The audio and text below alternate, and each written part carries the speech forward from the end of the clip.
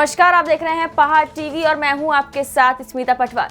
चलिए रुक करेंगे उत्तराखंड की तमाम बड़ी खबरों का, लेकिन उससे पहले एक नजर आज की हेडलाइंस पर। भाजपा में जाने की खबरों का प्रीतम सिंह ने किया खंडन, मुकदमा दर्ज कराने की कही बात। लक्सर पुलिस ने अवैध कच्ची शराब के खिलाफ की बड़ी कार्रवाई, 48 लीटर अवैध कच्ची शराब की बरामद। चारधाम यात्रा शुरू होने से पहले पुलिस प्रशासन ने कसी कमर, डीआईजी गढ़वाल ने बद्रीनाथ मार्ग के दौरे के बाद शासन को सौंपी अपनी रिपोर्ट। महिला की मौत के एक सप्ताह बाद भी वन विभाग ने नहीं लगाया पिंजरा, ग्रामीणों में वन विभाग के प्रति भारी आक्रोश।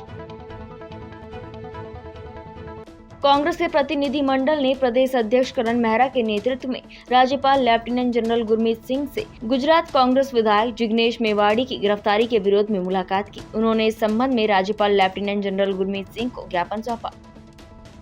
कांग्रेस विधायक और पूर्व नेता प्रतिपक्ष प्रीतम सिंह ने खुद के भाजपा में जाने की खबरों का खंडन किया है। प्रीतम सिंह ने कहा कि मेरे खिलाफ भ्रामक प्रचार किया जा रहा है। वहीं हाल ही में प्रीतम सिंह के भाजपा में जाने को लेकर चर्चाएं तेज हुई हैं, जिस पर प्रीतम सिंह समेत पार्टी के बड़े नेताओं ने प्रेस वार्ता कर सफाई दी है। इस दौरान पार्टी के प्रदेश अध्यक्ष करण मेहरा और दिनेश अग्रवाल मौजूद रहे। पूर्व नेता प्रतिपक्ष और कांग्रेस के विधायक प्रीतम सिंह ने खुद के भाजपा में जाने की खबरों का खंडन करते हुए उनके खिलाफ भ्रामक प्रचार किए जाने की बात कही है। प्रीतम सिंह ने कहा कि उनके पिता गुलाब सिंह 8 बार विधायक रहे हैं और कांग्रेस की सेवा करते रहे हैं। उन्होंने कहा कि वो खुद भी 6ठी बार विधायक बनकर आए हैं, लेकिन इसके बावजूद उनके खिलाफ लगातार भाजपा में शामिल होने का भ्रामक प्रचार किया जा रहा है।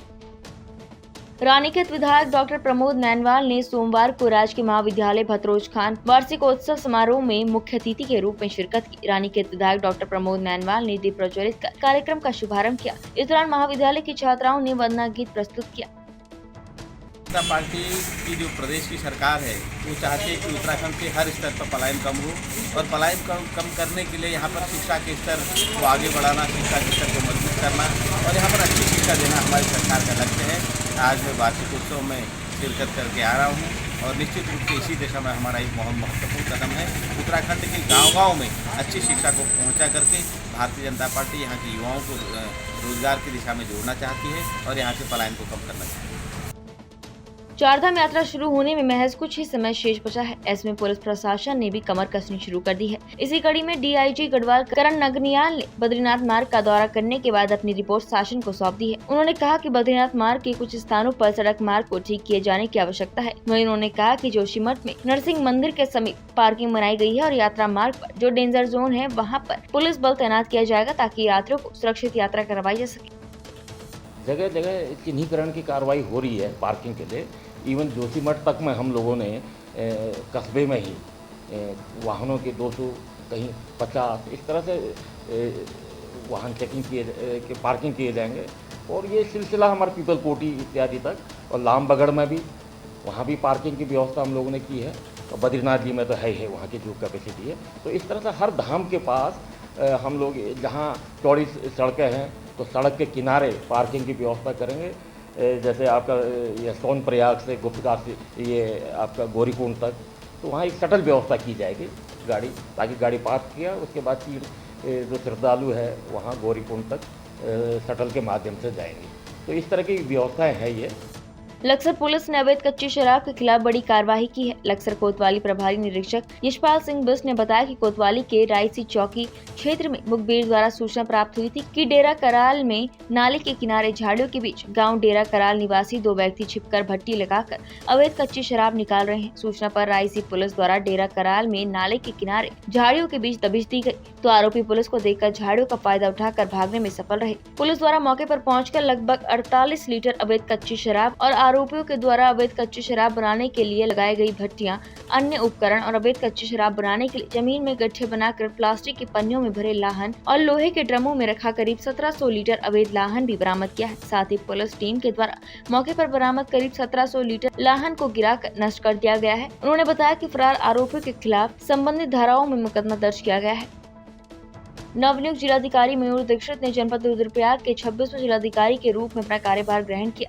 जिलाधिकारी ने कल कोषागार डबल लॉक पहुंचकर जिलाधिकारी का कार्यभार ग्रहण किया।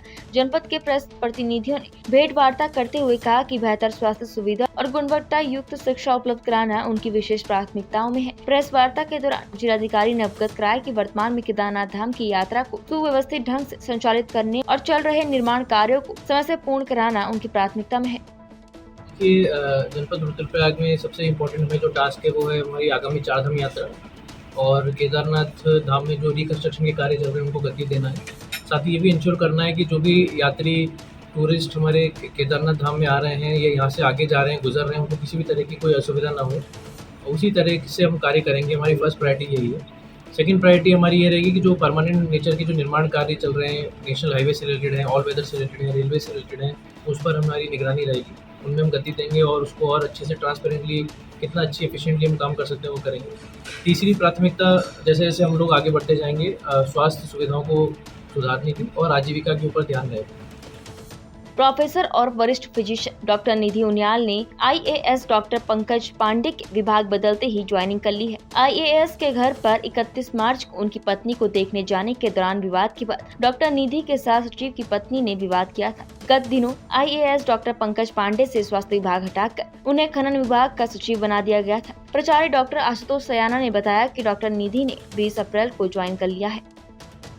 कॉर्बेट टाइगर रिजर्व की सीमा से अल्मोड़ा जिले के विकासखंड सल्ट झड़गांव निवासी परी देवी बीते 16 अप्रैल लकड़ी लेने जंगल गई थी, जिसके चलते बाघ ने महिला को अपना निवाला बना दिया। ग्रामीणों और ग्राम प्रधान महेश भारद्वाज और वन विभाग प्रशासन पुलिस ने 6 घंटे के रेस्क्यू के बाद महिला के शव को क्षत विक्षत अवस्था में पाया, जिसके बाद वन विभाग के कालागढ़ टाइगर रिजर्व के डीएफओ प्रकाश चंद्र आर्य ने मृतक महिला परी देवी के परिजनों को 4 लाख रुपए देने की घोषणा की। लेकिन ग्रामीणों का वन विभाग के प्रति आक्रोश थमने का नाम नहीं ले रहा है। भले ही कालागढ़ टाइगर रिजर्व के कर्मचारियों ने लोगों को जागरूक करने के लिए जगह जगह पैम्पलेट पोस्टर लगाकर मरचूला शंकरपुर बैरियर पर आने जाने वाले वाहनों को रोककर जागरूक करने का काम किया है। वन विभाग का कहना है कि बाघ को पकड़ने के लिए घटना स्थल से आधा किलोमीटर की दूरी में 10 ट्रैप कैमरे लगाए गए हैं। इस बाघ की दूसरी घटना से ग्रामीणों में काफी दहशत बनी हुई है, लेकिन ग्रामीणों में वन विभाग के प्रति गुस्सा थमने का नाम नहीं ले रहा है। ग्रामीणों का कहना है कि महिला की मौत की घटना के 1 सप्ताह बाद भी वन विभाग हमलावर बाघ को पकड़ने में नाकाम साबित हो रहा है। ग्रामीणों का कहना है कि बाघ के दहशत से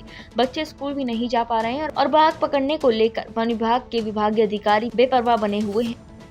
का आतंक हमारे गांव में 1.5 महीने से कम दो केस हो गए और विभाग जो है अभी भी सोया हुआ है। उनको कोई मतलब गांव की कोई वो चिंता नहीं है और गाय कितनी गाय जानवरों की तो कोई गिनती नहीं है उसे, क्योंकि गायों को कोई नहीं गिन रहा है, ठीक है ना। इंसान को तो हर कोई बोला कि वहाँ ये केस हो गया वहाँ ये केस हो गया, पर जानवरों के बारे में यदि जानवर गिनने में आए तो 100 से ऊपर जाएंगे, क्या कहते हैं, छोटे मोटे केस, ठीक है ना।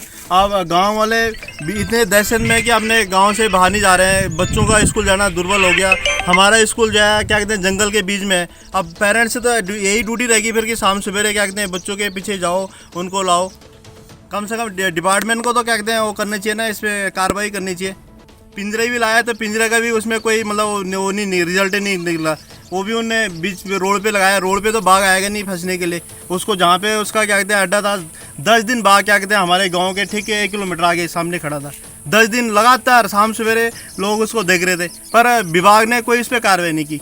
अब इससे बाकी और क्या कर सकता है, क्या था फिर अब ग्रामीण जो है क्या कहते हैं रोड पे धरना रखेंगे, फिर जाके डिपार्टमेंट जागेगा, यही होगा फिर और क्या सकता है। गाँव के इलाके में आतंक मचाया है तब से गांव के इलाके में और ग्रामवासियों में बहुत ही दहशत है, जिससे आम जीवन अस्त व्यस्त हो गया है और बच्चे स्कूल नहीं जा पा रहे हैं और गांव वाले अपने जानवरों के लिए चारा भी नहीं ला पा रहे हैं और बड़ा दूभर हो गया है घर से बाहर निकलना।